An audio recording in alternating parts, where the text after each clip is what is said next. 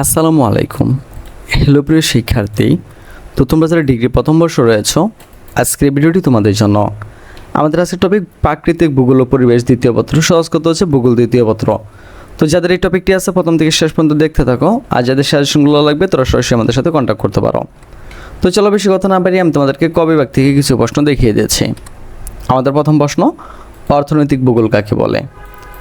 মনে রাখবা, মানুষের বস্তুগত অবস্তুগত চাহিদা পূরণার। তো আমাদের ফেসবুক গ্রুপ হচ্ছে যেটা BD study apps by Abdullah, আর আমাদের ফেসবুক পেজ হচ্ছে যেটা বিডি স্টাডি অ্যাপস। তো তুমি চাইলে এগুলোতে অ্যাড হয়ে যেতে পারো। তো অ্যাড হলে আমাদের সম্পর্কে অনেক কিছু জানতে পারবা। পণ্যদ্রব্যের উৎপাদন, বন্টন, পরিবহন, বিনিময়, বাণিজ্য প্রভৃতি কার্যাবলীর উপর পরিবেশের প্রভাব নিয়ে আলোচনা করাকে অর্থনৈতিক ভূগোল বলে। তারপর দেখো, ইকোনমিক জিওগ্রাফি গ্রন্থের লেখককে, এটা হচ্ছে M.E. হার্শাফ। আমাদের 3 নম্বর প্রশ্ন, একজন আধুনিক অর্থনৈতিক ভূগোলবিদের নাম লিখো। তো একজন আধুনিক অর্থনৈতিক ভূগোলবিদের নাম হচ্ছে জে ম্যাকফার্লেন। মানব সম্পদ কি? মনে রাখবা, কর্মক্ষম মানুষ অথবা তাদের কর্মদক্ষতাকে মানব সম্পদ বলা হয়। উন্নয়নশীল দেশ কি?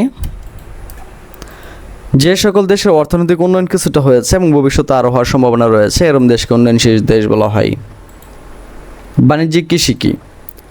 উৎপাদিত কৃষিজাত দ্রব্য বিদেশে রপ্তানির জন্য অর্থ উপার্জনের উদ্দেশ্যে পরিচালিত কৃষি ব্যবস্থাকে বাণিজ্যিক কৃষি বলা হয়। মিশ্র কৃষি কি? বাণিজ্যিক ভিত্তিতে একই জমিতে পশুপালন ও ফসল উৎপাদন করাকে মিশ্র কৃষি বলা হয়। এরপর দেখো, কৃষিকাজ কোন ধরনের অর্থনৈতিক কর্মকাণ্ড? মনে রাখবা, কৃষিকাজ প্রথম পর্যায়ের অর্থনৈতিক কর্মকাণ্ড।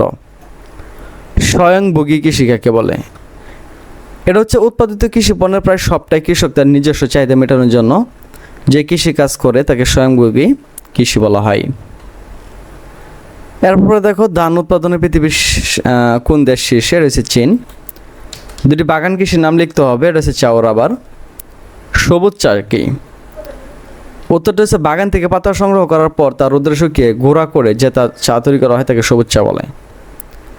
পৃথিবীর সর্বশ্রেষ্ঠ মৎস্য ক্ষেত্র কোনটি? উত্তরটা হচ্ছে পৃথিবীর সর্বশ্রেষ্ঠ মৎস্য ক্ষেত্র লে ডগার্স ব্যাংক। নবায়নযোগ্য সম্পদ কি? উত্তরটা হচ্ছে যেসব প্রাকৃতিক সম্পদ ব্যবহার করলে হ্রাস পায় না বা হ্রাস পেলেও স্বাভাবিক নিয়মে তা পূরণ হয়ে যায় তাকে নবায়নযোগ্য সম্পদ বলা হয়। সম্পদের প্রধান বৈশিষ্ট্য কি? তো সম্পদের প্রধান বৈশিষ্ট্য হচ্ছে উপযুক্তের মাধ্যমে মানুষের অভাব পূরণ করা। এরপর দেখো, প্রাকৃতিক গ্যাস কি? তেল খনি হতে যে স্বাভাবিক গ্যাস নির্গত হয় তাকে প্রাকৃতিক গ্যাস বলে। অপেকের পুনরূপ কি? তো অপেকের পুনরূপ হচ্ছে organization of the petroleum exporting countries. Petrochemical শিল্প কি?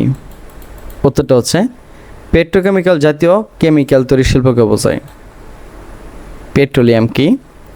পেট্রোলিয়াম হলো ভূগর্ভস্থ খনিজ সঞ্চিত তেল। বিশ্বায়ন কি?